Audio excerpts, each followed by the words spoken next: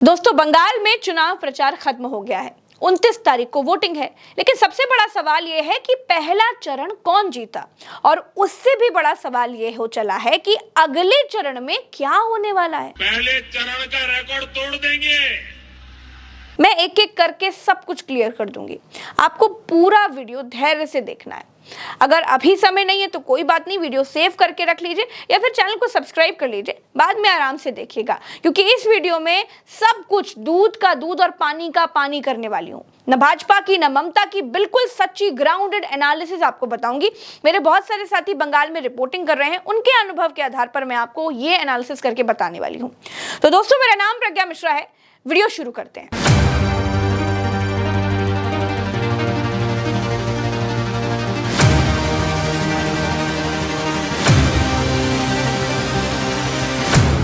तो इस बार दूसरे चरण का चुनाव आते आते एक बात बिल्कुल शीशे की तरह साफ हो गई है कि बंगाल में 3.5 करोड़ महिला वोटर ही बंगाल का भविष्य तय करेंगी। ये बिल्कुल तय है। पूरा चुनाव महिलाओं पर आकर के टिक गया है।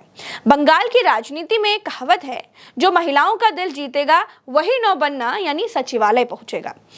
अब सवाल यह है दोस्तों कि महिलाएं जा किधर रही हैं। क्या महिलाएं अपनी दीदी ममता बनर्जी के साथ ही रहेंगी, या फिर जिन्होंने 3 दिन संसद में महिलाओं के नाम नौटंकी कर दी उनके साथ चली जाएंगी?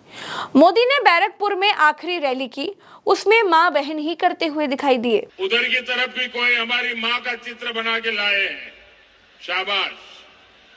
मैं मेरे एसपी जी के साथियों को कहूंगा वो सारे चित्र कलेक्ट कर ले। कल आराम बाग में रैली के दौरान भी मैंने देखा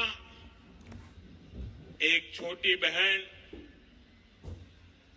जब मैं वहां लोगों को संबोधित कर रहा था उस समय वो बहन रेलिंग तोड़कर आगे आना चाहती थी, और तब सिक्योरिटी वालों से उसकी बहन की झड़प भी हो रही थी। वो बहन सुबह सुबह ही रैली स्थल पर आ गई थी। बिना कुछ खाए वो बहन अपने बच्चों को भी कहकर आई थी कि वो मुझसे मिलकर ही जाएगी। मैं उस अपनी बहन को, छोटी बहन को क्षमा प्रार्थी हूं कि मैं उसे वहां मिल नहीं पाया। मोदी बहन से अब तक मिल नहीं पाए, लेकिन मोदी ने दिव्य दृष्टि से जान लिया कि वो बहन अपने बच्चों से कहकर आई है कि आज मोदी से मिलकर के ही जाएंगी। बहन से इतना प्रेम है कि उसकी कहानी सुना रहे हैं, लेकिन बहन से मिल नहीं पा रहे। खैर, ये दिखाता है दोस्तों कि बंगाल में महिला वोट कितना जरूरी है, महत्वपूर्ण कितना ज्यादा है। सवाल यह है कि महिला वोटर किधर जा रही हैं। सच यह है दोस्तों कि पिछले चुनावों में यानी 2021 और 2024 में महिलाओं ने ममता बनर्जी का पूरा साथ दिया। ममता की लक्ष्मी भंडार योजना, जिसमें महिलाओं को मासिक नगद सहायता मिलती है, उनकी सबसे बड़ी ढाल है। ग्रामीण बंगाल की महिलाओं के लिए ये 1,1200 केवल पैसा ही नहीं होता है, बल्कि उनका सम्मान और वित्तीय स्वतंत्रता होती है। पहले चरण में हुआ 92% भारी मतदान ये बताता है कि महिला लाभार्थी अपनी दीदी यानी ममता को बचाने के लिए बड़ी संख्या में निकली हैं। अब बीजेपी को भी हमें निग्लेक्ट नहीं करना है। ये भी समझना है कि अगर मोदी की तरफ झुकाव हुआ तो क्यों हो सकता है। तो दोस्तों, बीजेपी ने संदेश खाली से ही महिलाओं को प्रभावित करने की योजना पर काम करना शुरू कर दिया है, और ये 2024 के पहले से ही करना शुरू कर दिया था।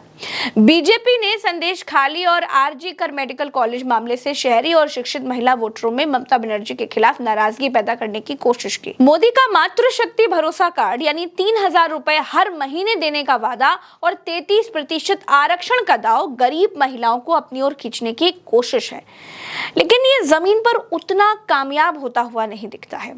गरीब और ग्रामीण महिला अभी भी ममता बनर्जी के साथ मजबूती से खड़ी दिखाई दे रही हैं, जबकि शहरी और मध्यम वर्गीय महिलाएं सुरक्षा के मुद्दे पर मोदी की ओर शिफ्ट हो सकती हैं। अब सवाल यह है, ममता बनर्जी क्यों मजबूत हैं? दोस्तों, ममता बनर्जी की मजबूती के 3 मेन कारण हैं। पहला कारण है कल्याणकारी योजनाएं, जैसे लक्ष्मी भंडार, कन्याश्री योजना, बेटियों की शिक्षा और स्वास्थ्य साथी ने हर घर में ममता बनर्जी की मौजूदगी दर्ज कराई है। जनता को लगता है कि योजनाएं चल रही हैं तो सरकार क्यों बदले। दूसरा है बंगाली अस्मिता। ममता बनर्जी ने खुद को बंगाल की बेटी और बीजेपी को बाहरी साबित करने में काफी हद तक सफलता पाई है। वो क्षेत्रीय गौरव और बंगाली संस्कृति को ढाल की तरह इस्तेमाल करती हुई दिखती हैं। तीसरा है अल्पसंख्यक वोट बैंक। बंगाल में करीब 27 से 30% मुस्लिम आबादी है। मतदाता सूची से नाम कटने और एनआरसी के डर से इस वोट बैंक को पूरी तरह से ममता बनर्जी के पीछे गोल बंद कर दिया है। अब यह भी जानना जरूरी है कि मोदी मजबूत क्यों हो सकते हैं। नरेंद्र मोदी क्यों मजबूत हैं? पहला कारण है परिवर्तन, यानी 15 साल के टीएमसी शासन के बाद जनता का एक हिस्सा भ्रष्टाचार और स्थानीय नेताओं की दबंगई से ऊब चुका है। मोदी इस गुस्से को परिवर्तन के नारे में बदल रहे हैं। दूसरा है हिंदू वोटों का ध्रुवीकरण। उत्तर बंगाल और मतुआ समुदाय के बीच मोदी की लोकप्रियता बहुत ज्यादा है। सीएए के मुद्दे और हिंदुत्व का नैरेटिव बीजेपी के कोर वोटर को एकजुट रखता है। बाकी चुनाव आयोग तो भाजपा के साथ है ही। दोस्तों, बंगाल में जो चुनाव की रणनीति और जो स्ट्रैटेजी है वो बिल्कुल बिहार की तरह ही दिखाई दे रही है। ऐसा लग रहा है कि बिल्कुल बिहार वाली स्क्रिप्ट को रिपीट कर दिया गया है। वही वोट काटो, मजदूर वोटरों को ट्रेन चलवा करके वोट डलवाने लाओ, महिला वोटरों को साधने की योजना बनाओ। मोदी आश्वस्त हैं कि अब वो 4 तारीख के बाद सीधे भाजपा के शपथ ग्रहण समारोह में ही बंगाल आएंगे। 4 मई के नतीजों के बाद बीजेपी के शपथ ग्रहण समारोह में मुझे आना ही है। भाजपा का कॉन्फिडेंस बिहार वाला ही दिखाई देता है, लेकिन सिर्फ इसलिए कि ममता बनर्जी का शासन 15 साल का हो गया है, ममता बनर्जी के शासन में भ्रष्टाचार के केसेस आए, इसलिए ममता बनर्जी का पलड़ा हल्का है। ये कहना मूर्खता है, क्योंकि बिहार में जब नीतीश रिपीट हो सकते हैं, जब भाजपा सरकारों में महिलाओं के साथ बड़े बड़े अत्याचार हुए, हाथरस जैसे कांड हुए, तो भाजपा सरकारें रिपीट हो सकती हैं। इतने बड़े व्यापम घोटाले के बाद भी एमपी सरकार रिपीट हो सकती है, तो बंगाल में ममता भी रिपीट हो सकती हैं। भाजपा के खिलाफ महंगाई, भ्रष्टाचार, महिला अत्याचार, एंटी इनकम्बेंसी फैक्टर जैसे फैक्टर काम नहीं करते, और विपक्ष के खिलाफ काम करेंगे। ये मुश्किल है, क्योंकि वोट देने का पैटर्न बदल चुका है। एक घटना से वोटर प्रभावित होना अब बंद कर चुके हैं।